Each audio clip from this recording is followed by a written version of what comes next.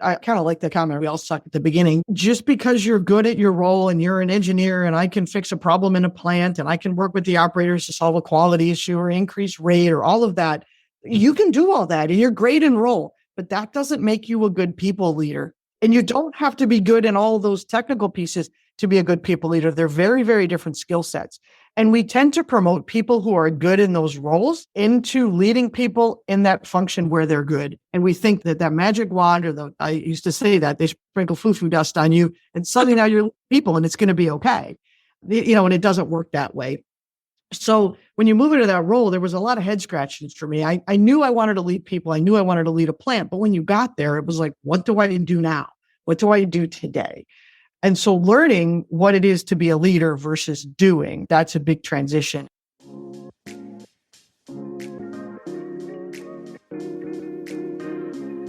Welcome to Manager, a podcast about the experiences of people leaders and how we can enable them to lead engaged, healthy, and high-performing teams.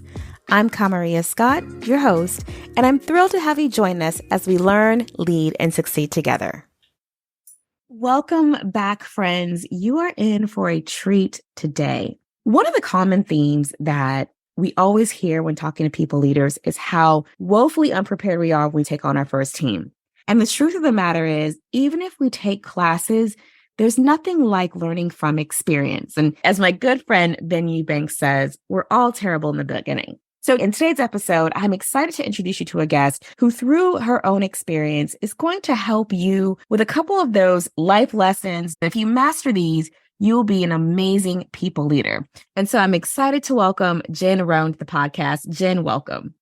Thank you. I'm glad to be here and share at least my mistakes and faux pas and errors along the way and how you grow, because in the end, that's what it's all about. It is. Thanks in advance for letting us learn from you. So first, let us learn a little bit about you. Tell the audience a little about yourself, your industry, which is fascinatingly unique, and your path as a people leader. Sure. So I am a chemical engineer by degree. Of course, that was over 30 years ago. I've been a trained engineer, and I came out of school and I worked for Lincoln Electric, a large global manufacturer leading in the welding industry. And I spent about 5 years in an R&D type role working on the development of new welding consumables. And after 5 years, I had the opportunity to move to a large chemical facility that produces titanium dioxide. And titanium dioxide is an inert chemical that's used in paints, papers, and plastics. When you have a red wall and you're going to paint it white, the fact that you can paint white over red is because there's lots of TiO2 in it. It's the whitest, brightest, most opaque substance known to man. So it goes in all those kind of things. It's in toothpaste and Twinkies and plastic bags. It's in everything, really. I spent 20 years there and I had a wonderful experience. I started as a process engineer in the manufacturing facility, moved into a manufacturing engineer role, working more closely with the operators in that. And then I moved into my first people leader role and became the operations superintendent over one of the operating units and had direct responsibility at that point for about 65 hourly personnel. And I think I had 3 or 4 salary personnel that worked for me as well, along with a number of shift supervisors. That was my first taste of leading people. That was a union facility, so there were some interesting lessons learned there. And then I moved laterally, which I think is really important in growth too. It's not always up the ladder. Sometimes it's sideways and you learn different things. And so I moved and I managed our engineering group for capital improvements. And very different than managing an operating unit. You're managing mostly salary personnel who have, different expectations and different needs from those hourly workers on the manufacturing floor. And then I got the opportunity to manage capital projects for the company globally. I had responsibility for 6 or 7 sites across the world, managing over $100 million a year of capital. And by the time I left there, at the end of my 20-year career, I was leading a site of about 500 employees across 2 manufacturing sites, responsible for almost $1 billion a year in revenue. So a huge career starting as an engineer 20 years earlier, walking out the door as that site director responsible for the whole facility. I did jump in late 2017 because the site was undergoing a sale and Avery Dennison had knocked on my door a couple times and I answered the phone and ultimately came over as a plant manager about 5.5 years ago. And now I'm an operations director over 4 facilities in the U.S. for Avery Dennison.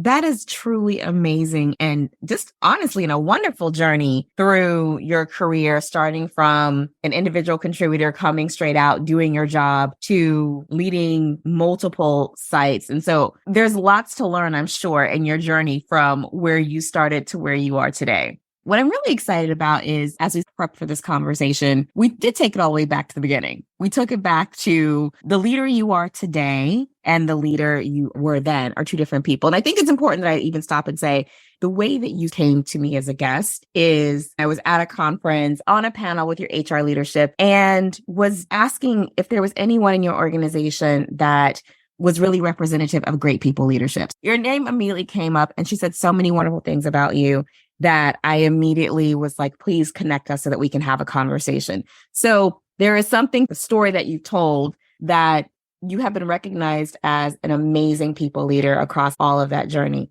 And so as you and I started talking, one of the first things that you said was, but let me tell you how I got here. I didn't start off as an amazing people leader. Again, going back to my friend Ben, we kind of all suck in the beginning.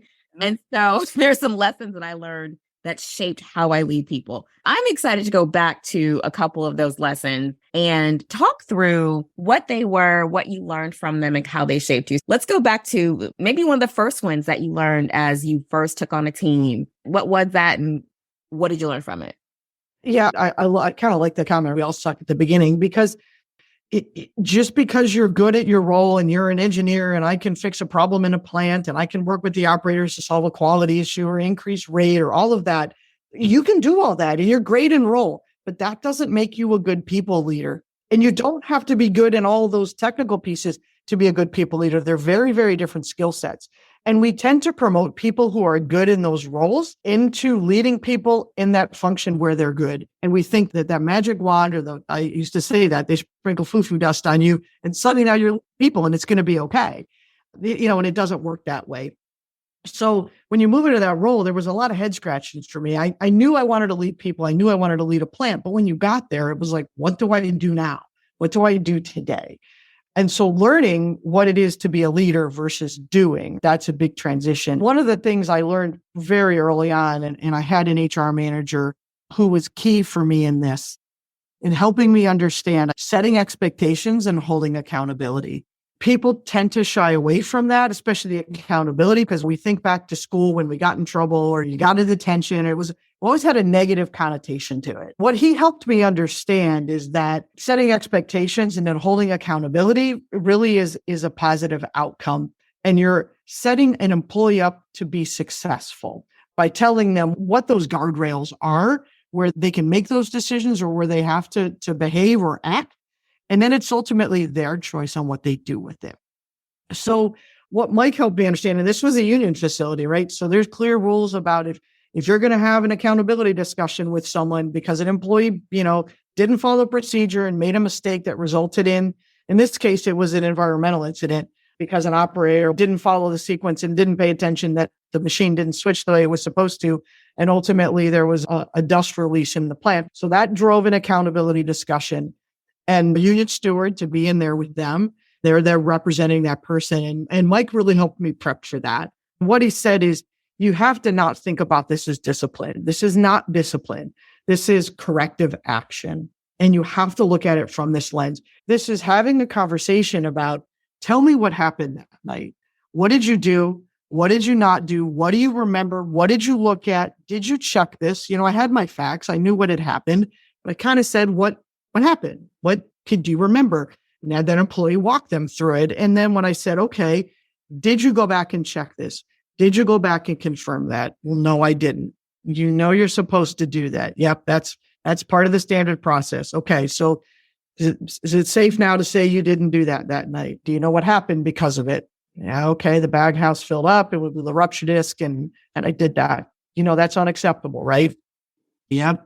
All right. Well, I'm here to tell you today that you didn't follow standard operating procedure. There was a negative consequence of a release, and we can't let that happen again, right? So following our rules, it's a step one violation. It's a verbal warning. It's a conversation you have not had. It's going to be documented in your file. I said, I fully expect that you're going to be successful going forward. You will understand what you have to do. Yes, I do. Do you need any help for me to be successful? No, I don't. Okay. Any questions? Nope. Here it is. I have complete confidence we're never going to have another conversation about this again. Me too, right? I don't want to do it. Said, thank you, right? Have a nice day. And off they went. And I never did have a performance conversation with that employee again. It's pretty clear cut. And it's about setting that expectation and having a discussion. And so what that really helped me understand is that was easy because there was a rule, there was a procedure, right? You do this, this, this, and this, and you skip to this step, and that caused the problem.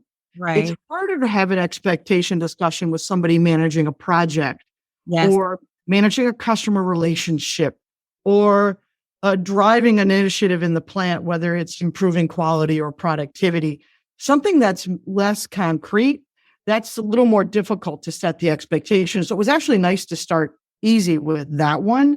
But that's so important because at the end of the day, I think that's what people really want. They'll tell you, don't tell me what to do. Well, yeah, they don't want to be micromanaged, but they want to know, these are my guideposts, these are my guide rails, and this is where you want me in, and this is where you don't. And there's comfort in that, right? Don't just say, hey, here's a big wide open field, run and go. So that setting expectations is so important to help people feel successful.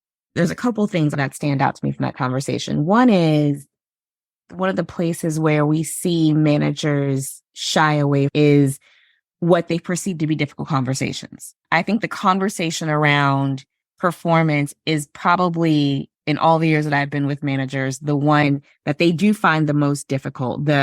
This was the expectation, and for whatever reason it wasn't met. They find that part difficult. I love that you've walked through that conversation and the outcome of the conversation. It's okay that the conversation isn't happy, but when you start looking at it from the perspective of, what do I want to take away from the conversation? What do I want them to take away from the conversation? If it's, hey, I want them to come away with an understanding of what good was supposed to look like, where they landed in the conversation, and how not to land there again, and with my support, that's actually a positive conversation. Yeah. That's not something to be afraid of. Yeah. And you're right. I think that is the most difficult because a lot of times you have a personal relationship. Generally, we're not jerks and you like the people you work with. So if you're going to tell somebody, what you did is unacceptable. This is poor performance and we can't have that continue. You don't want to tell that, right? So I think it's hard to cross that. But what you have to understand is shying away from that conversation is actually not treating the rest of your employees fairly, right? Because they're watching that. They know who the poor performers are. They benchmark themselves against each other. If they realize this employee is not putting out as much work, whatever that work would be, and there's no, I'll say, negative consequence to that, then that's established the new bar. And then they're thinking, well, why am I performing here or trying here? So you, as a manager, you have to deal with that. Everybody's equal. Everybody has the same expectations. And if somebody is not meeting those, you have to address that. That's how you move forward. When I think about setting expectations and I think about it with my own teams, it's really about having the conversation around, what does good look like? In manufacturing, sometimes it can be very procedural. So it's easy to be like, good is do this, this, this, and this. But with different populations of people, it is different to have the conversation around expectations and what does good look like. Yeah. And I know that you have led different types of employees in different roles. Mm-hmm. How do you help employees who maybe aren't given a procedure manual know and understand what good looks like and to really set that expectation? So we're giving them a little of the what of set expectation, but what's the how of that? How do you go about doing it when there isn't a manual to help people? Honestly, as I look back, as kind of scared as I was to lead the hourly manufacturing employees, that was easier than managing the engineers. And it was a smaller group, but it was much more difficult to that point. So a couple of things. I had an engineer who there was documentation when we did capital projects, and there were forms you had to fill out and different papers, almost small papers that you had to write as part of our capital process, whether it was a design basis or the authorization for expenditure, that, hey, company, give me $1 million because I'm going to do this. I had one employee who would write, 2 sentences and be asking for $1 million. There's no rule that says how to do that, but I know if I'm going to send this up to the vice president of finance and the vice president of operations, and I want $1 million, I'm going to write more than 2 sentences. In that case, it's a matter of sitting down and talking with them. Okay, well, why are we doing this project? Well, what is the justification? Well, what is and just asking those questions and saying, okay, can we add that information in there? Can you talk about the business case? Can you talk about the age of the asset or the criticality to the process? Build the story, right? So it was a lot of, let's sit down, let's talk about it. Could you revise that again and then come back and let's review it again? And it was a lot of red pen and me saying, okay, this isn't good, but let me help you see what good is like. I had another leader who was a very good individual contributor engineer, wonderful technical knowledge, and became a people leader. And his struggle was coordination. Now it wasn't just him managing his own time, which could be a struggle. Now he's managing a group, and it was a small group. I think it was 4 or 5 engineers, and he was struggling to manage some key activities that his team was doing. So in my one-to-one discussions, I had said, you're losing track of this. You're losing track of the team's progress on this. And so I sat down after a couple of meetings and I said, how about we get a dry erase board? And I think we drew 4 quadrants on it. I said, let's talk about capital projects. How do we want to lay that out? Do you want to do it by engineer and dates? Here's June, here's July, here's August. And here's what employee A has to have done in June. And they have to have this done in August. And then these are management of change requests that they're doing. Okay. So here's the status of those. Here's action items that we had. And I helped him build a dashboard on a dry erase board so he could look back at a higher level and see what his team needed to be doing, not today or tomorrow, but maybe in that 30-day view or the 90-day view, so that he could understand in managing things through one-to-ones or other group meetings or individual department meetings. He could be like, where are we on that? Do you need help there? Right. So he could get in front of it. So that was what I did with him. And so I think there's a bit of the how. What stands out to me from that is, and it's in my experience too, is that sometimes showing people what good looks like is a collaborative process. You almost have to sit with them side by side and work to where you have the same vision and understanding of this is what we're solving for and this is what we're trying to achieve. And then, as you said, I think that first example, you asked questions that checked for understanding. And then you knew, okay, now we both know what the expectation or the standard is. The difference for me from thinking about the first experience that you gave us to the art of doing it really well is learning along the way how to check for that understanding that they know what the expectation and standard is. Because I think a lot of time as people leaders, we assume they know, and then we're having that conversation about missed expectations. Yeah. Yeah. And it's so important. Listening obviously is a piece of that, but it's also accepting that your way isn't you could say the right way. It's probably the right way for you, but it may not be the right way for them. And that's another struggle where you have to accept that everybody's different. Everybody's got different internal motivators. They think differently. So just because this makes sense to you, just because that dry erase board setup made sense to me, it didn't mean it was going to make sense to that employee, but it was a jumping point to get him to think about, hey, what tools do I need to create for me as a leader, as a manager, to stay on top of the work that my team is doing? Exactly. And then that is the outcome. That's here's what we're solving for. So I agree with you. I always say my way is a way, not the way. Yep. And when I lead my team that way, it acknowledges that they may do it differently or better. And as long as we get to the outcome, I am a happy camper. Yeah. I want to go back because I think I heard you start to talk about listening. I know one of the things that we wanted to share was about learning to listen and your own growth in that way. Let's go to the next lesson, the next gem that we will give leaders about learning to listen. What can you tell us about that? For me, listening is not easy.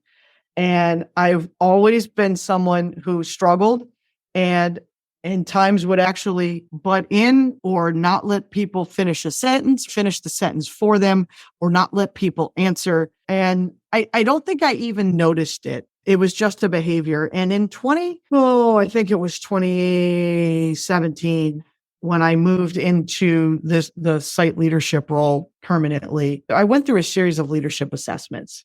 You know, those questions, what do you like? Do you like sitting by yourself on a chair on the beach, or do you want to be in a big club and a party? There were no right or wrong answers, but it just talked about tendencies. So different leadership profiles and assessments. And one of the assessments I took was around processing speed. And it was one of those tests where there were 25 questions and they gave you 4 shapes in a row that were a combination of black and white circles and squares and triangles. And the 5th one was blank and they were in some type of a series. It was like a logic puzzle. And you had to say, here's your 5 choices, A, B, C, D, which one finishes this sequence? And so I took that assessment and there were 25 questions and I was just about to click on the 24th question when my time ran up. It was a time test I took on the computer. As it turns out, I got the first 23 that I answered correct. The 24th one, if I would have had another half of a second, I would have got that one right as well. But I didn't get to the 25th. And it was very interesting because I was reviewing my results with an HR manager from Australia who happened to be over and was helping my HR partner in my development plan. Because that's what we were trying to craft out of this is what is my development plan? Yes. And I remember her looking at that saying, okay, A, I've never seen a score like that. B, what it tells me is that you process things very, very quickly. From a listening perspective, what it means is when someone is talking, I've already processed the answer to whatever question they haven't even asked me yet, because I'm already there and I'm drawing those inferences. And I may be right and I may be wrong, but I've already done it in my head, which means I am very quick to not let them finish because I'm also very results driven and oriented. So you've told me this much. I'm already over here. So I'm jumping in. I don't need you to tell anymore. I've heard what you said. We're going to go do this. And so from a listening perspective, right? I'm not listening. Yes. What I say might ultimately be exactly what they wanted and what they needed from me, but I didn't give them that time in the middle. And then there's plenty of times where I went was not where they were going. And so understanding that my desire to jump in comes from my quick processing and my need to make a decision. Those are 2 very high internal motivators for me, which makes me not listen. So for my development plan, listening was a big piece of it. And it's really just stopping, counting in my head, making sure they've finished, asking clarifying questions to make sure they've got it all before I jump to an answer. And it's a constant battle, even today, to think about it. And for me, moving roles this late in my career was pretty neat because I was just really starting to understand that opportunity for me and that gap. But this group here didn't know that. The group I'd worked with for 20 years knew that. Jen, We got the new and refined you. I'm not perfect in it. My decision-making still comes out pretty strong. But that's so important because people need that. People need that time. They're there for a reason. Yep. If you're jumping in and finishing it, you haven't given them that time. I think the takeaway for people leaders from what you said is there are skills and strengths that serve you well as an individual contributor that don't serve you well as a leader. When I hear you say processing speed and I hear you say decision making and results oriented, we praise and applaud that. And I'm sure it's probably why, if we go through the story of your career and how you ascended, those were strengths that really helped you be successful. But then as you've become a people leader, those skills are not necessarily helping you succeed as much as you would like. So I wanted to talk a little bit about what's the moment when you realize that, goodness, what got me here won't get me there. I'm doing this thing and it's really not helping me as a people leader. And I do need to change my approach to be successful in my new role. Yeah, that's a pretty late revelation for me. So I've led people since 2002. I wouldn't say that switch flipped for me until 2015. And in 2015, I went into a role, kind of the assistant site director. They titled it business integration manager, but I didn't have any direct reports at that point, but I was developing and setting strategy for the site. So we were talking about growth and safety, quality, delivery, costs, the 4 tenets of operations. So what do we need to do to drive safety? What do we need to do to drive quality? So I took some time focusing on performance and data and helped build a strategy. And here's the projects, here's the initiatives, here's the programs, here's the procedures. I built the bridge from where we are today to where we're going to go. What I recognized in that was I didn't do anything. At that point, I spent some time building a plan, and then I led the resources to do it. So this project would be good for this engineer because either A, it's in their strength, or B, it's a stretch for them to help them develop, or right. It was in that almost a sports team analogy where I've built the playbook. I've built what we're going to do, but now it's recognizing who are the people that are going to do that, who's going to lead this sub team, who are the members of the sub team. And some of it is bringing in people with strengths or people with different opinions or different personalities. So you start thinking about all the things that make that successful, not just for the success of the project, but using that as a platform to develop people. And that was very different. In the end, I didn't do anything. And as a people leader, that is one of the hardest shifts because again, most people who get promoted are great individual contributors who get stuff done. At the end of the day, as I look back, that probably was one of my favorite times in my career because every day I made a change. Every day I made a difference. Like I could walk home and go, I did this, and this was the outcome. Now today in this role as an operations director, I got to look back months to see when I've moved to the needle. Understanding that your success comes from the success of your organization or the success of your people. And that's just time bound. That is not a today thing. And that takes time to recognize and realize that I'm not going to sit back on Friday and go, wow, I knocked it out of the park this week. Yes.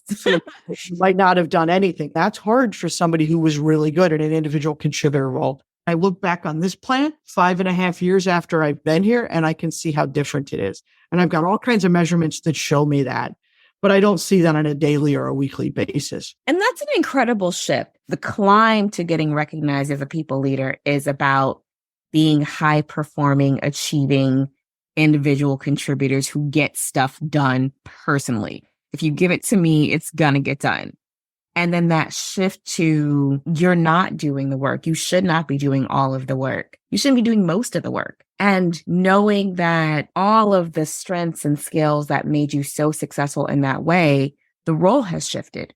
I love that you gave us the years of when you started leading and when that switch happened, because it doesn't happen overnight. I think the first few years, I'm going to say at least minimum 5 years of being a people leader is a struggle because you are unlearning the behaviors of being an individual contributor in real time. And that's not super easy. I think about sales teams that I work with where they're like, the sales leader is still selling. It's because we're falling back on our comfortable behavior. We're falling back on what made us successful before instead of what we need to do to make us successful now. Now, one of the things that we do need to do to be successful is learn how to match motivators. I heard you say internal motivators a couple times, so I want to jump into that as well. I love that you have had the development of assessments to give you insight into yourself. And I think beyond listening, learning to have insight into other people is probably the second biggest thing we can do. So tell us a little bit about how you kind of came to that realization. Yeah. So I think that is important. We're not all the same. We talked about earlier, just your way isn't necessarily the right way or the only way. It's just a way. And same thing. Well, the way I work, the way I operate is my way, but that's not someone else's way. That's what makes the world great. We're all different. We all bring. So that's the power of diversity. Right? If we all look the same and thought the same, we wouldn't be nearly as good as we are when we harness the power of everybody. So for me, intrinsically motivated is to make a decision and to move forward and with speed. So I want to get stuff done. To me, that's the most important thing. I don't even necessarily want to be right. I do like being right, but I'd rather just make the decision. I just want to go forward. Analysis paralysis drives me crazy. Let's just go. Let's do something. Right? And if it's wrong, we'll adjust. We'll make another decision, but let's do something. So for me, that drive to push and get stuff done and make a quick decision, that's wonderful. So when you send me an email, you can put the question in the subject line and I'm fine. And I can respond and say, yes. I don't need a good morning, fluff, happy, how are you? How was your night? Did you watch the baseball game? Like I don't talk about it, but I don't need it. You can hit rewrite to the punch, right? Yes. So in 2017, when I was in the site director role, I had a manager working for me. I think I had 7 or 8 managers at that point. That was my staff. And my office was in the front of the main office building. And when I came out of my office, my assistant sat there and there was like a countertop where I could look over at the top of her desk and talk to her.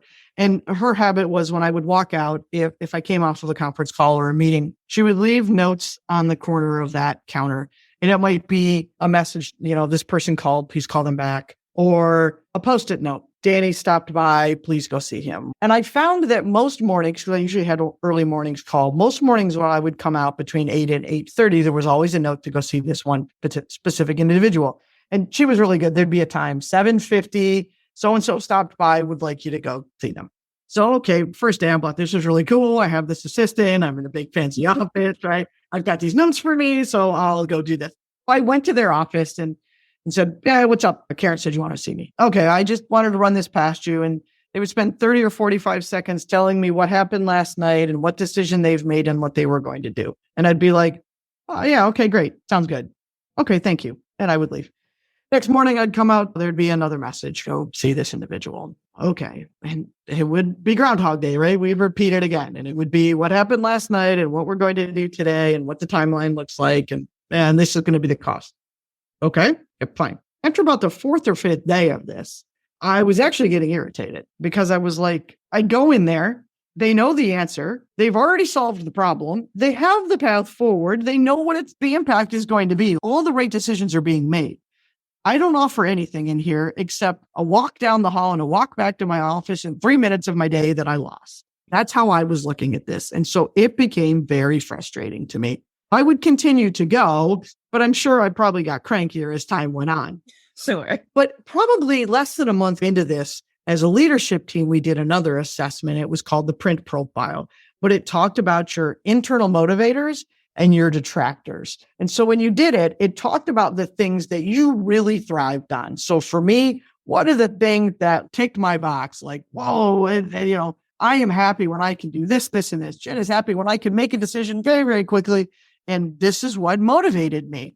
Then it talked about things that drove you bonkers.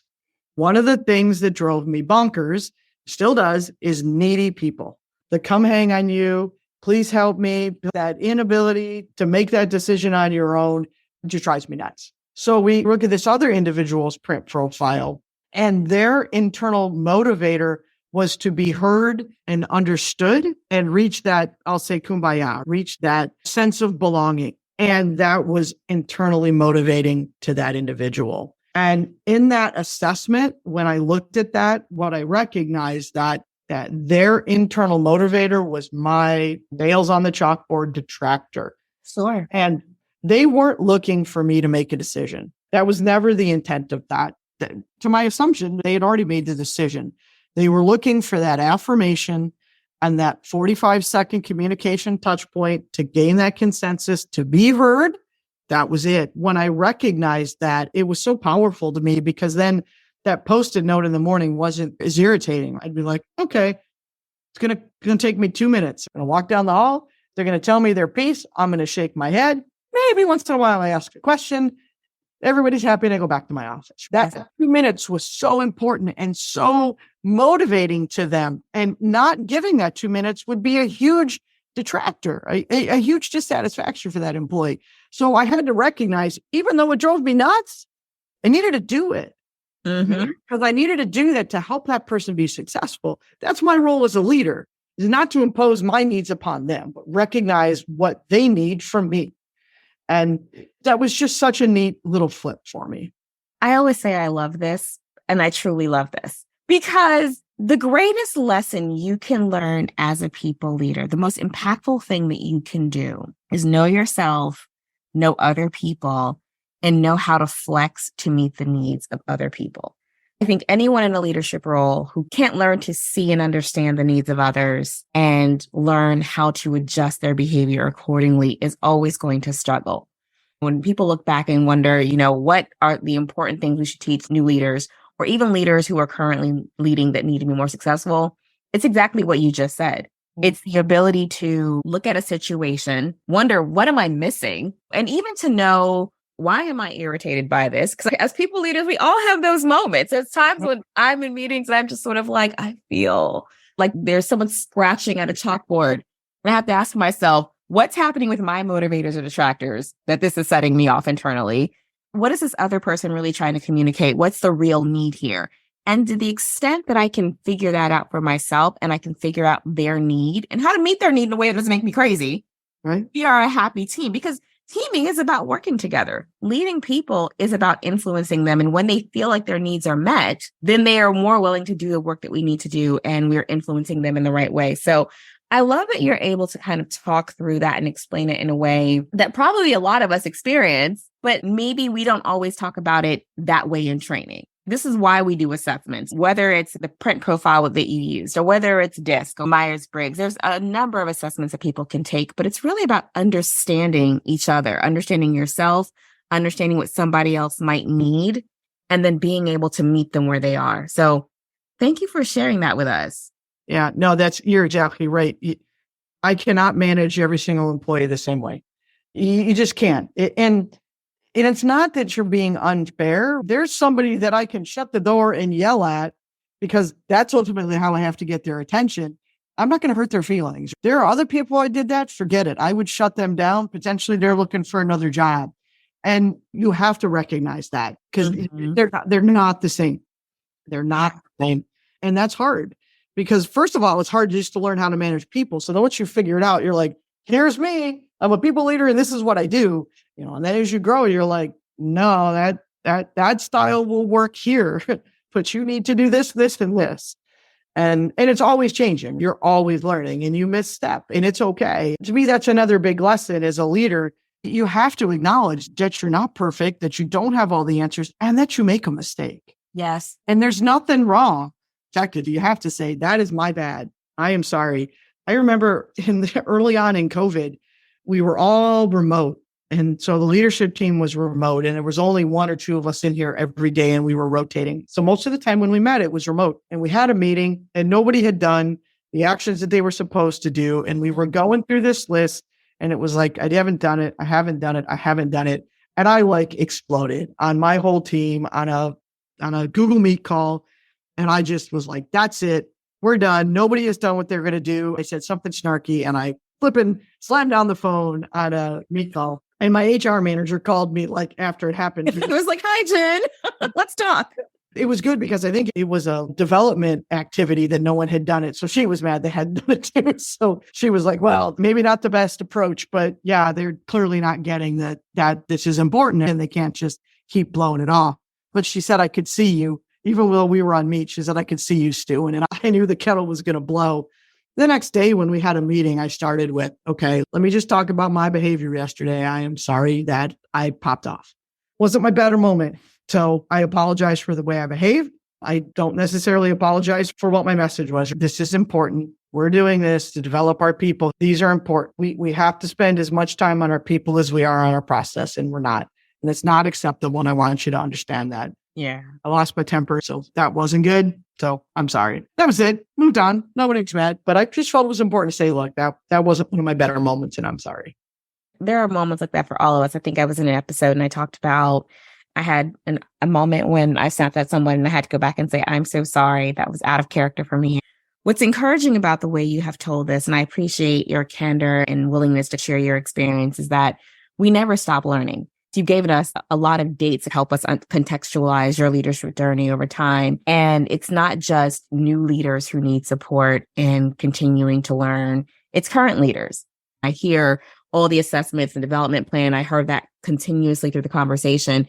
Just really quickly, how are you paying that forward to make sure that the leaders who report to you are continually growing in their people leadership capabilities? Yeah,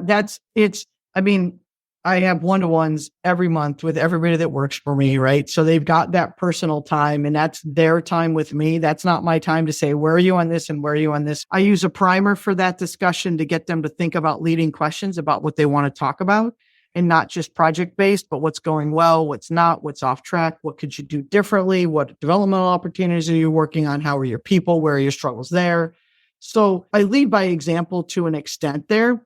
And I'm also a bit of a storyteller and I can spin a story a million different ways. It works well in the interview process, but it also works when I'm coaching. And so I will do that. I will say, well, I've noticed this and let me tell you about a time that I did this. And I'll usually tell about something stupid I did in the past and how that didn't work well and get them to think about it. You have such a gift for storytelling. I am not surprised that you use that in your coaching. Can you give us an example of what that looks like? Yeah, we had a recent safety incident here where somebody got hurt and it was pretty moving for me. It was our first, in my time here, my first 5.5 years, it's our most significant injury. The employee is okay, it is going to make a full recovery. But it just got me thinking about the culture here. And is the culture what I want it to be? And if it's not, how do I get there? I was actually on vacation when the injury occurred. So when I got back to the office about 3 days later, I pulled the entire leadership team together, including all of the frontline supervisors, the managers. And I started a message with, we're gonna talk about the injury. And the very first slide I put up had 2 words on it. It just said, I failed. And they all kind of looked at me funny. And I said, I've been here 5.5 years. The safety performance that we get is a function of the culture that I've created. So this is my fault. And I take full and personal accountability for this injury happening here. And I just wanted to talk about how we have to look at things differently. So I pulled up a clip from Ted Lasso early in season, I think it was in episode 8 of season 1, where he's playing darts in the bar and he's actually hustling Rupert in that scene. And as he's talking through it, he talks about how people have doubted him his whole life. And that's really bothered him. They've always looked down on him and talked down on him. And he saw a quote on a building taking his son to school one day, and it said, be curious, not judgmental. And what he took away from that was people belittling him. It had nothing to do with him. It had everything to do with them, because they weren't taking the time to be curious and get to know him. They were judging based on what they knew. And how I relayed that to my team is our safety culture. We need to be curious, not judgmental. When people bring us a concern, rather than taking the time to explain to them why it wasn't a really concern, flip it and ask them to explain that to you or show you or help you understand. I don't believe that people come to work every day to get hurt. That's not their intent. So when they bring stuff to us, we need to not discard it and judge them for what they say. We need to turn it around and say, help me understand, because you're going to get a way better solution in the end from that, much higher inclusion. People are going to feel like their opinion is valued. And it's that be curious, not judgmental. And that's kind of our mantra now. But it's a really neat clip. As a leader, you don't start with telling someone why they're wrong or they did it wrong or they didn't follow this, or if you would have done it this way, that wouldn't have happened. You start with, talk to me through that again. What happened before? Can you show me? That's amazing. A perfect point to the conversations that we've been having. I want to thank you, Jen. You've really given a lot of good lessons to our listeners. So if you all are keeping score or writing them down, first and foremost, figure out how to set expectations and show your teams what good looks like. Remember to learn to listen. And I guess that ties very nicely into so that be curious, not judgmental.